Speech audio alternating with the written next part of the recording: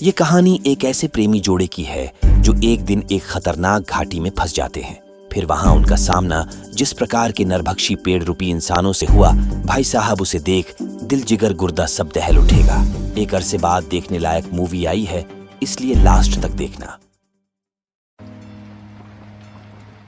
एक विशाल पहाड़ के छोटे से दरख्त में हम एक स्नाइपर को देखते हैं जो अपने टारगेट को निशाना बनाने के लिए 10 दिन से इस पहाड़ी के अंदर छिपी हुई है। जैसे ही उसके टारगेट का प्लेन लैंड होते हुए दिखा, वो अपनी हथियार लेकर रेडी हो गई। ये कोई बड़ा आदमी लग रहा था जो पलक झपकते ही उस स्नाइपर का शिकार बन गया। दूसरी ओर हम एक रिटायर्ड मरीन को देखते हैं जिसकी लाइफ सही नहीं चल रही। हर रात उसे डरावने सपने आते थे। वह अकेला महसूस करता था, जैसे उसका कोई है ही नहीं। रिश्तों की कमी, एक साथी की तलाश उसे हर वक्त तंग करती थी। वह आदमी जो कभी मैदान जंग में दुश्मनों का सामना करता था, आज अपने भीतर की तन्हाई से जूझ रहा था। दिन तो जैसे तैसे कट जाते, लेकिन रातें उस पर भारी पड़ती। कुछ इसी दौर से इस मरीन की लाइफ गुजर रही थी। तभी कैंप पेंडल्टन की तरफ से उसे एक मैसेज मिला। कैंप पेंडल्टन एक प्रमुख अमेरिकी मरीन कॉर्प्स बेस है जो कैलिफोर्निया के ओसाइड शहर के पास स्थित है। भाई साहब वहां हाजिर हुए।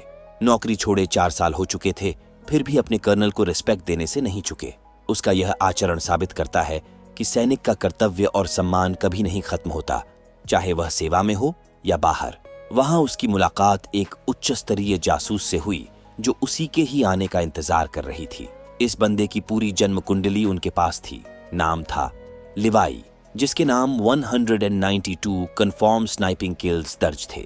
हालांकि ये तो सिर्फ कागजी आंकड़े थे, हकीकत में वो इससे कहीं ज्यादा लोगों को निपटा चुका था। वही उसके डैड और ग्रैंडफादर भी फौज में काम कर चुके थे। पर वो एक बात नहीं समझ पा रही थी कि आखिर लिवाई सिंगल क्यों है। खैर, उनके मिशन के लिए जैसा बंदा चाहिए था, लिवाई उसके लिए बिल्कुल परफेक्ट था, क्योंकि उसके आगे पीछे रोने वाला भी कोई नहीं था। इसके बाद सारी तैयारी के साथ उसे मिशन पर भेज दिया गया। आंख खुली तो वो प्लेन में था। अगले पल उससे उसका बायोमेट्रिक मोबाइल घड़ी, आईडी वगैरह सब कुछ ले लिया गया। 3 मिनट में वो नो फ्लाइंग जोन के करीब होंगे, इसलिए उन्हें लिवाई को यहीं तक छोड़ने की अनुमति थी। प्लेन से नीचे कूदने के बाद उसे उत्तर दिशा की तरफ 38 किलोमीटर पैदल चलना होगा, तब जाकर उसे अपनी मंजिल मिल जाएगी। वैसे ये जगह कौन सी है, इसका जवाब उसे नहीं मिला। ना ही तो मिशन के बारे में कुछ बताया गया था। खैर, इसका जवाब तो उसे नीचे जाकर मिल ही जाएगा। प्लेन से कूदने के बाद उसे एक नक्शे और दिशा यंत्र के अलावा कुछ नहीं मिला, जिसे लेकर वो अपनी मंजिल की ओर निकल पड़ा। रास्ते काफी जटिल थे, हालांकि इसकी परवाह न करते हुए आगे बढ़ता रहा। अगले दिन 4 बजे तक अपनी मंजिल पर पहुंचा। शायद ये वही जगह है जहां पर उसे भेजा गया है। इतने में एक मरीन्स कमांडो आकर उससे मिला, जिसका नाम था ड्रेक। पूरे 1 साल के कार्यकाल में ये पहली बार था जब वो किसी इंसान से मिल रहा था। उनका मिशन क्या है और ये कौन सी जगह है, इस सवाल का जवाब ड्रेक के भी पास नहीं था। वो है उनका वेस्ट टावर ऑब्जर्वेशन पोस्ट, जहां रहकर उसे पहरेदारी करनी है। अगले 1 साल के लिए वही लिवाई का घर है। जनरेटर बैकअप के साथ साथ सौर ऊर्जा सिस्टम, खाने पीने के लिए, खेत शिकार के लिए पर्याप्त जानवर, मतलब टोटली आत्मनिर्भर ठिकाना है। आज रात 12 बजे ड्रेक का दौरा खत्म हो जाएगा। उसकी जगह लेने के लिए लिवाई को भेजा गया है। इनके दूसरे साइड पर ईस्ट टावर मौजूद है, जिनसे उनको मतलब नहीं रखना। उनसे संपर्क करना सख्त वर्जित है। हालांकि आज सुबह उस तरफ भी कुछ हलचल दिखा था। शायद उस पोस्ट का भी पहरेदार का कार्यकाल पूरा हो चुका है। उनके बीच में है गोर्ज, जिनकी इन्हें पहरेदारी करनी होती है। गोर्ज के किनारों पर ऑटोमेटिक गन्स और लैंड माइन्स लगे हैं। प्रत्येक सुबह उनके मेंटेनेंस का ख्याल रखना, खाली बंदूकों में गोलियां भरना तथा क्लोकर्स की जांच करना है, जिसके लिए गोलियां और बारूद पीछे हथियार घर में मौजूद है। वैसे लिवाई क्लोकर्स का नाम पहली बार सुन रहा था। तब ड्रेक ने समझाया कि असल में वो एक तरह का सैटेलाइट ट्रांसमीटर है, जिसे गोर्ज के किनारों पर प्रत्येक किलोमीटर पर लगाया गया है, ताकि गोर्ज जासूसी करने वाले सैटेलाइटों के लिए अदृश्य बना रहे। यहाँ से बाहरी दुनिया से संपर्क करने का भी कोई जरिया नहीं है। और तो और रेडियो चेक भी वे महीने के 30 तारीख को ही कर सकते हैं। हालांकि शॉर्ट वेव रेडियो पर एक पैनिक बटन है, जिसका इस्तेमाल वो किसी इमरजेंसी के लिए कर सकता है। वो सब तो ठीक है, पर लिवाई समझ नहीं पा रहा था कि आखिर गोर्ज के अंदर ऐसा है क्या जिसके लिए इतनी जबरदस्त सुरक्षा प्रणाली बनाई गई है। तब ड्रेक गोर्ज के अंदर एक ग्रेनेड फेंक कर डेमो दिखाया।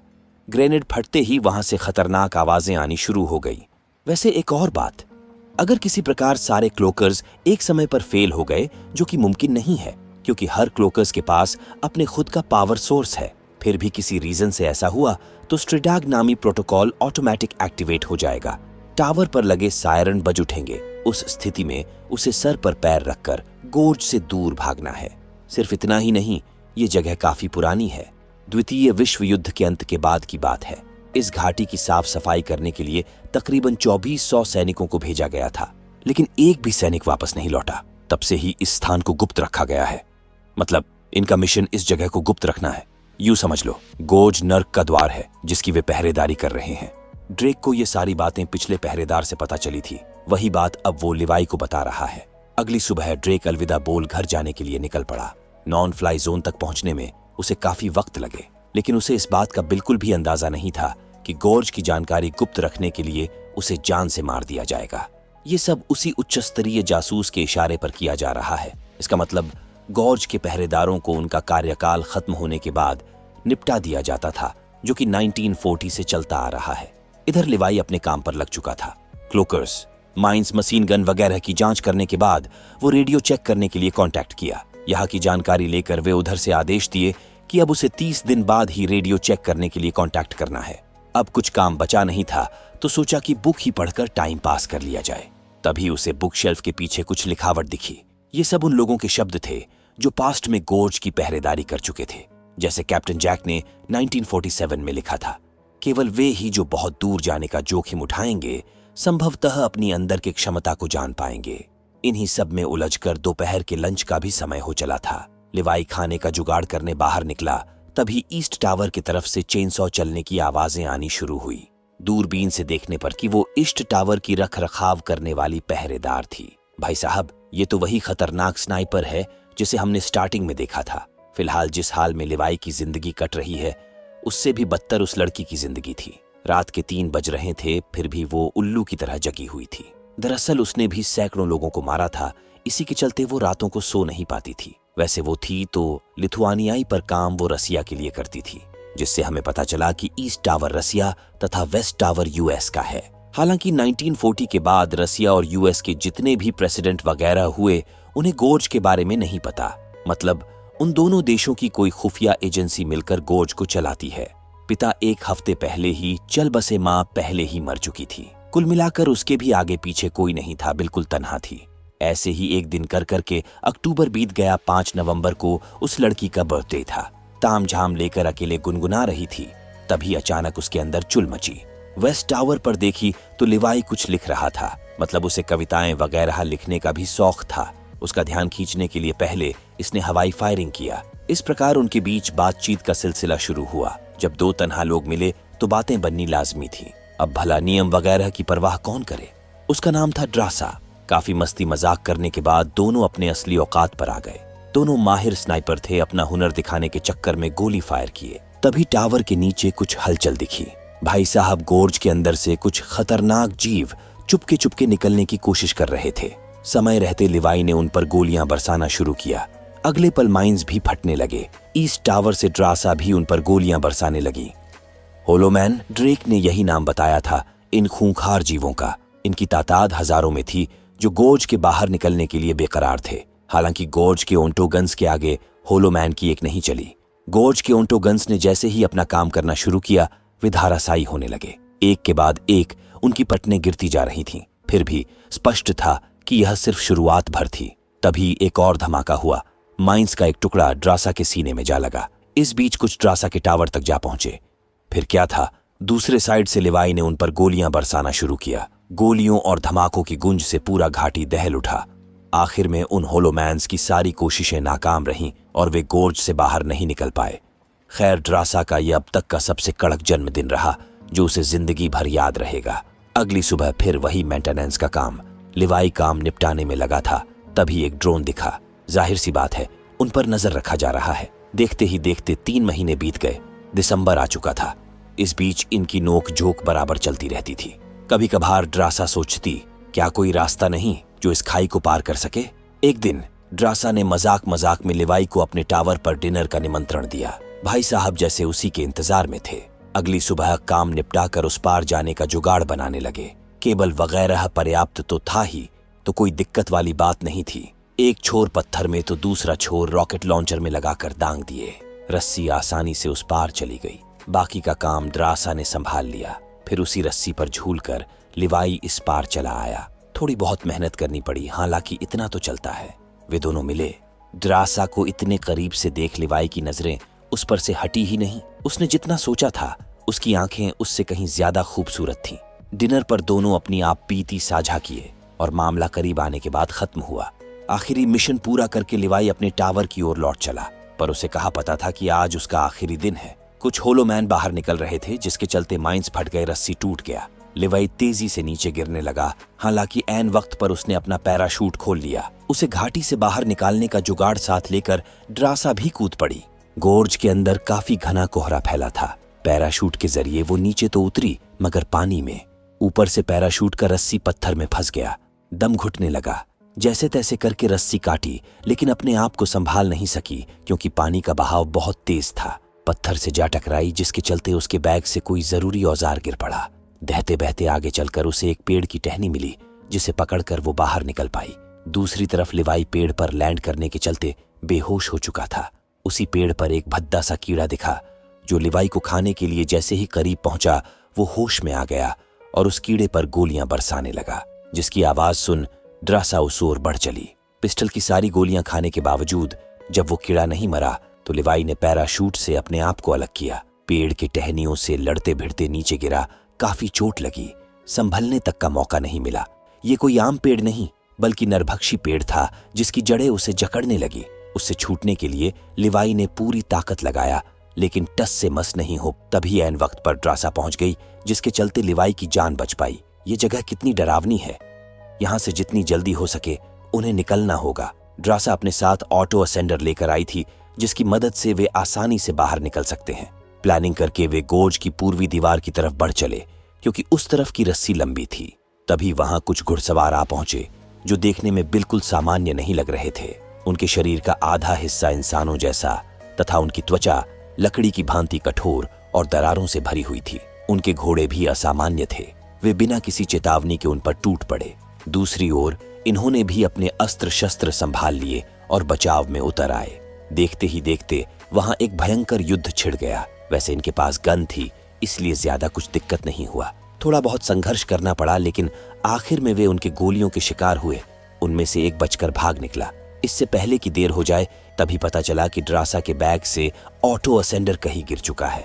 जिनको पता नहीं बताते चले, ऑटो असेंडर लिफ्ट की तरह काम करता है, जिसके जरिए ऊंची जगहों पर चढ़ने या फिर सामान पहुंचाने के लिए किया जाता है। मतलब अब वे यहां फंस चुके हैं। लिवाई ने उन नरभक्षियों की जांच पड़ताल की तो पता चला कि उन्होंने पुराने अमेरिकी मिलिट्री यूनिफॉर्म पहने थे, जो कि 1940 के दशक की थे। हो ना हो ये वही सोल्जर्स है जिन्हें इस घाटी की सफाई करने के लिए भेजा गया था, मगर वो सभी इस घाटी में आकर गायब हो गए थे। पर अब तक वे जिंदा कैसे है, ये बात गौर करने लायक थी। खैर, सच्चाई चाहे जो हो, इन्हें आगे बढ़ते रहना चाहिए। इस घाटी का नजारा दिल दहला देने वाला था। न जाने कितने सोल्जर्स पेड़ों में जकड़कर कंकाल बन चुके थे। हर तरफ धुंध पसरा हुआ था, जैसे कि मानो वे दोनों किसी दूसरी दुनिया में आ गए हो। दबे पांव चलते चलते वे उस जगह पहुंचे जहां पर पहले आर्मी कैंप था। अचानक वहां हर तरफ से होलोमैन की चीखें सुनाई देने लगी, जिसके चलते उन्हें चर्च के अंदर छिपना पड़ा। पता चला कि चर्च के अंदर भी काफी सारे कंकाल थे, जिन्होंने जहर खाकर मरना पसंद किया था, क्योंकि वो इस नर्क में जिंदा रहने का परिणाम जान चुके थे। जिन्होंने जिंदा रहने का फैसला किया होगा, उनकी दुर्दशा आप खुद देख सकते हो।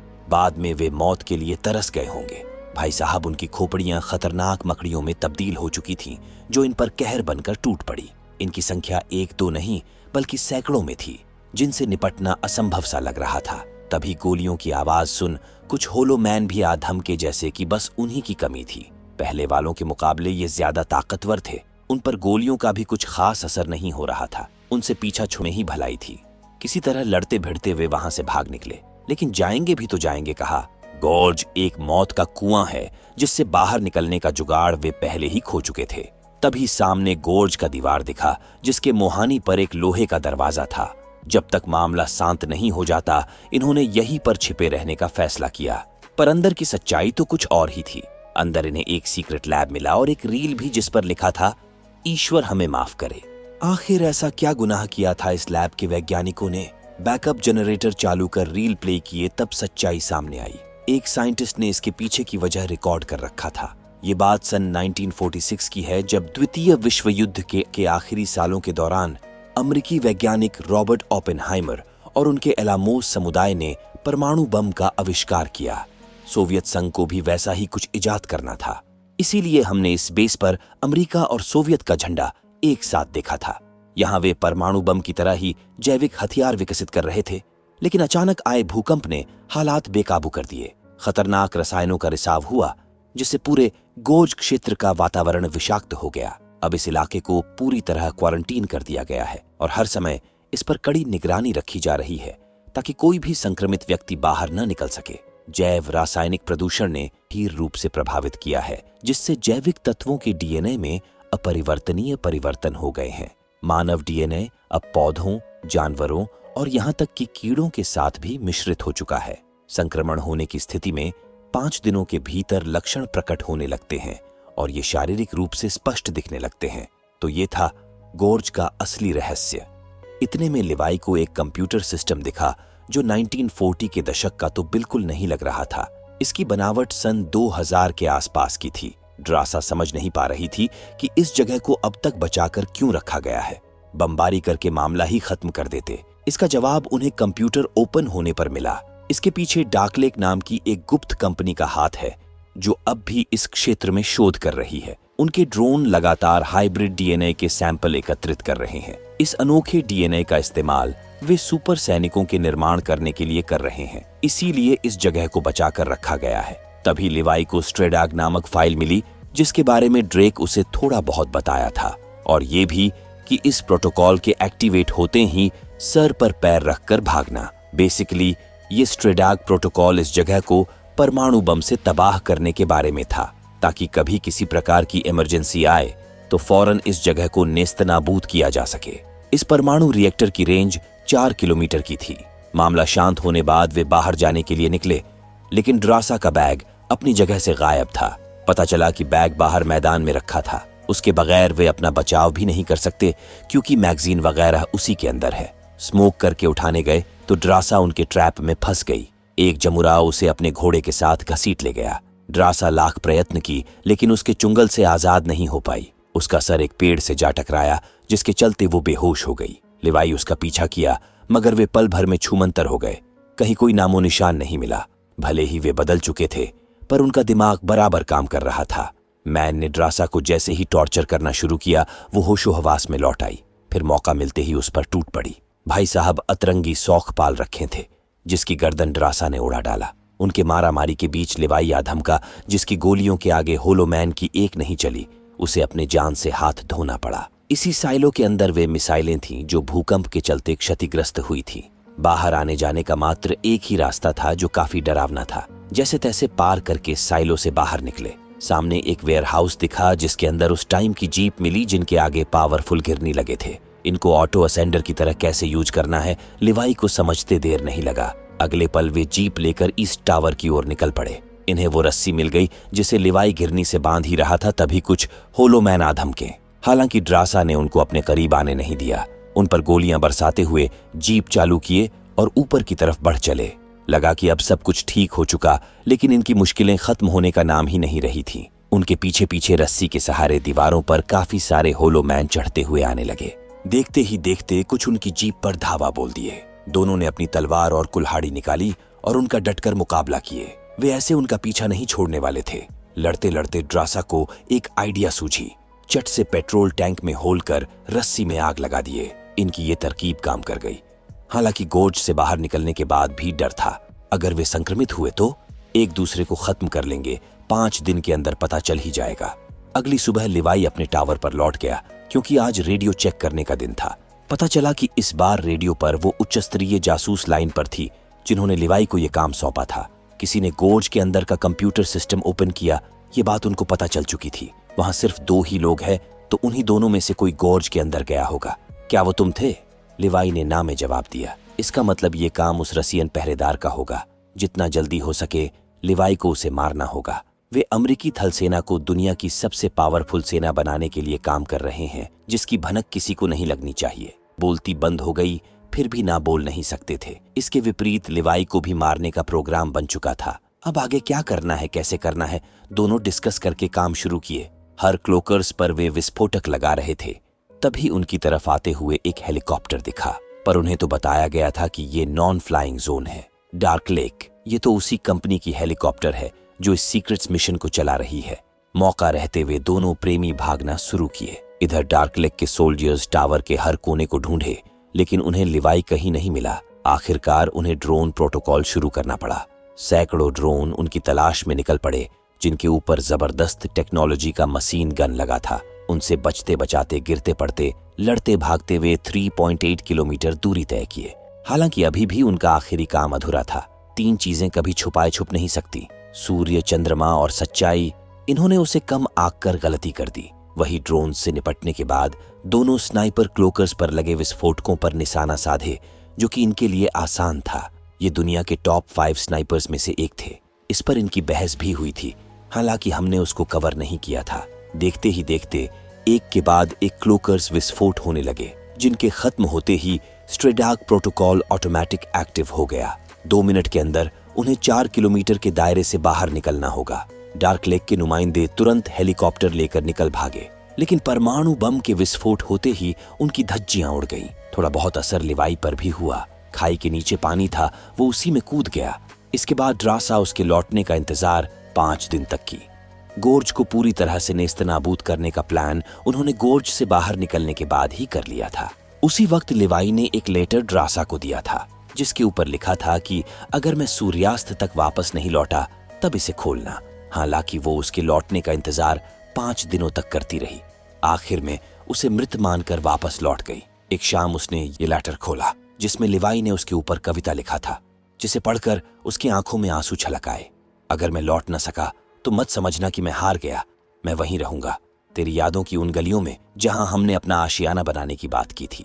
सभी बंधनों से मुक्त होकर वे इटली के किसी खास जगह अपना आशियाना बनाने की प्लानिंग किए थे।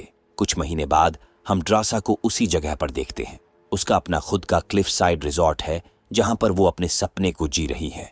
इतने में वहां लिवाई दिखा, जिसकी मौजूदगी पूरी तरह अनएक्सपेक्टेड थी। उस घटना में घायल होने के बाद रिकवर होने में उसे महीनों लगे।